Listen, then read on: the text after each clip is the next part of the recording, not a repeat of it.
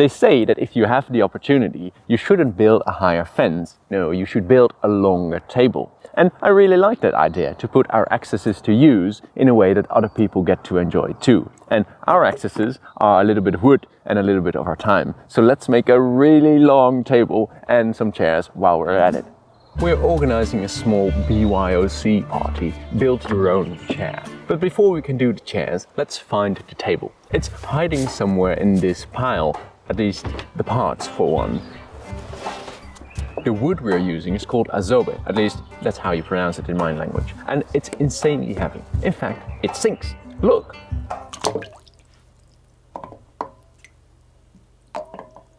But this also means that it's super duper strong and very rot resistant. It's used for canal siding and locks and that kind of stuff. My brother found it second hand on Marketplace some years ago. He built a closet from it, but now it's back in the trash, ready for a third life. It looks a bit rotten, but it's not rot like other types of wood. Some parts are gone, but everything that's still left is just as hard as before. Among the leftover pieces, there are still 2 closet doors. They might actually make nice tabletops, and I'm thinking to keep them separate because one giant table from this wood would just be way too heavy to move around. And 2 smaller tables are also more flexible. We would generally have them together side by side, but we can make a very long table for walking dinners or when we have a lot of guests at some point in the future. For the legs, I'm keeping it really simple. I'll bolt 4 beams under each tabletop in, well, it's not the lengthwise direction, but you get what I'm saying, for the stability in the long direction. And then I'll add a crossbeam between each pair to keep the whole thing from wobbling sideways. I'll attach the legs to these existing cross members that were already mounted on the doors. The screws will have to come from the top, but if I take these cross members off beforehand, I can hide the screws underneath the tabletop. And I'm not gonna bother with joinery or whatever. I'll just use very big screws, probably the wrong kind even. People are really fuzzy about that stuff, but well, I'm not. Definitely not when it's a rustic piece like this.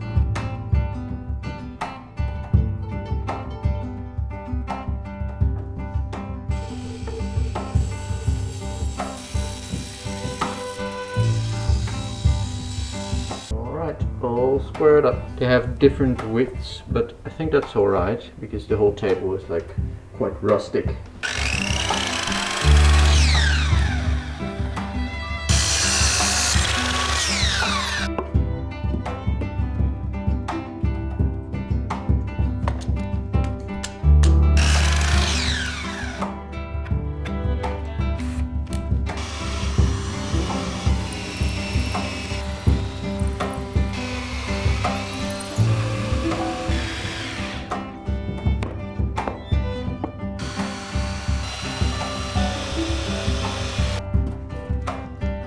Table legs.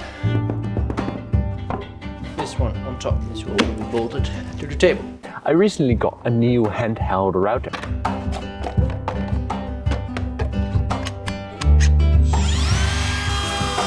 It's the kind of tool you never even think of using when you don't have it. But since I have it, oh boy, have I found a lot of uses.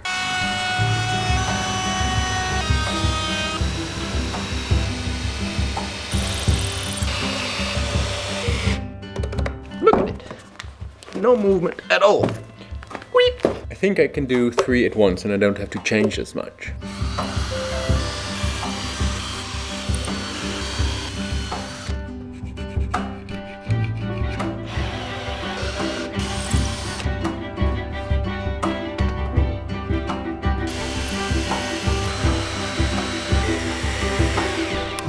Oi, something broke. Yeah, just a bit.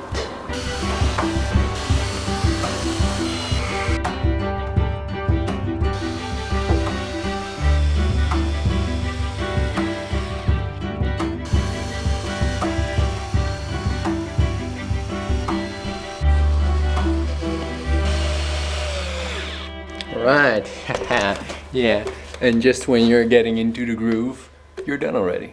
Even though I pre-drilled all the holes and managed to snap and bend a few bits, Azobé just really laughs at most tools. It's really insane stuff. Mangled, but it's still holding up somehow.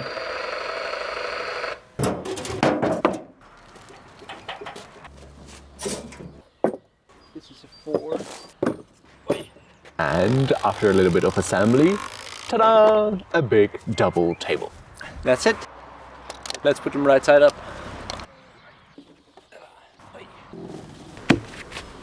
Look at it! Look how big! Look how big! Wow! Ah. It's great. I love it. Next up, the chairs.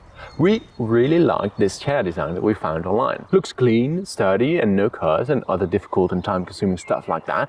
But look, $3,000 for 4 chairs? Hilarious. I'll gladly spend 2 days making my own.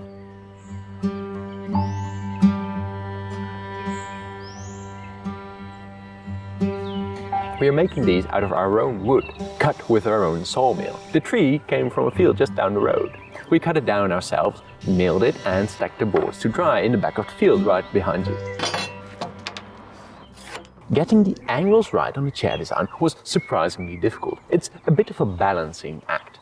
If the backrest leans too far back, you can't really sit well on it comfortably. But if you straighten the back too much, the chair becomes unstable and tips forward because the front legs are also the backrest. So you have to find the perfect balance, but I mean, you can only look at a drawing for so long. Eventually, you have to feel it. So we decided to make one prototype chair first, a test run. Not just to feel it, but also to test our process before we make the same mistake 8 times.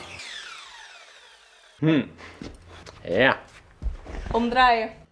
For example, our cut-off saw wasn't quite big enough to handle the long angled cuts on the legs, so we had to switch to the table saw. Not ideal, but with some extra patience and a few awkward setups, it worked fine.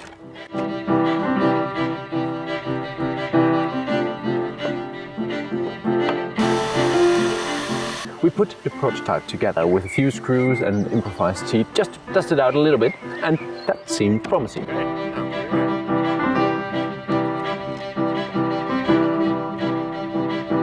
It was time to make the slots in which the hind legs would sit, as they got to be the same width as the back, of course. So I made a jig from a few scraps and Bob's your uncle.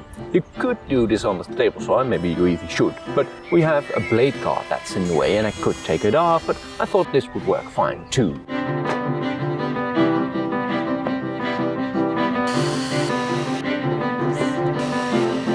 And after making a big mess, drum roll please, putting it together and... Chair! It's nice. Actually, it feels very strong and very heavy as it's solid oak, of course. It's good. Ja, kijk eens zo.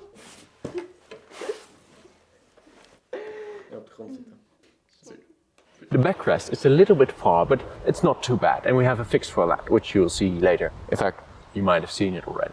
And now, making 7 more was relatively easy. We looked in a pile of good boards, but we didn't have enough oak left with the right dimensions, but we realized that it'll be outside anyway, so we just used some boards from the bug damage pile. Then lots of cutting.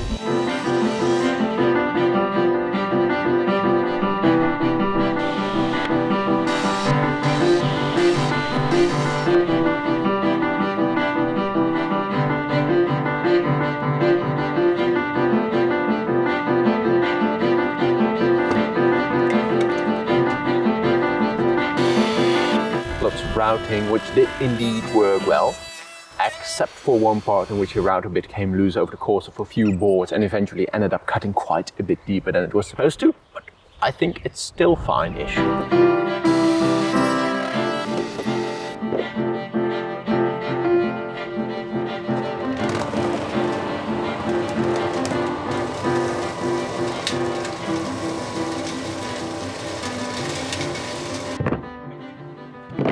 Making sure it's all correctly mirrored and stuff was actually quite tricky. This design looks very easy, but it's a bunch of angles that are slightly different and that have to be in the right direction in relation to each other, and all the boards look exactly like each other. So we had to keep everything very organized, and to my surprise, nothing went wrong in that aspect.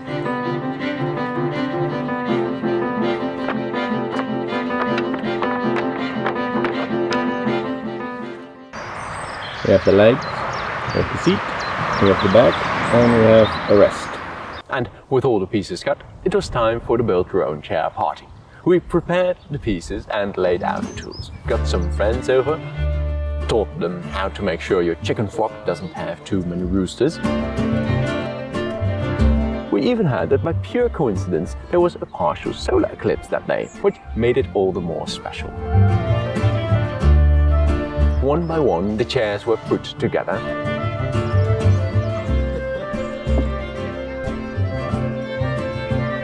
To be fair, at the end one friend ended up building most of them, but that was fine.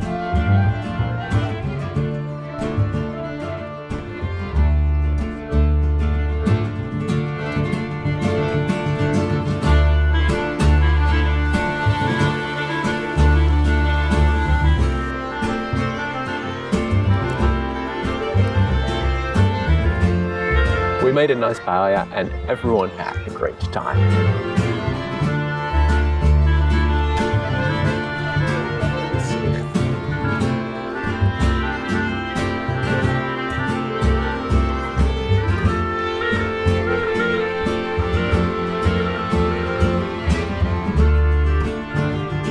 These brown stains you see have since washed off in the first couple of rains. The chairs will turn a nice even grey. So that's it. A longer table, 8 chairs made from scratch, a solar eclipse and a paella with homegrown rooster. I hope to see you in the next video.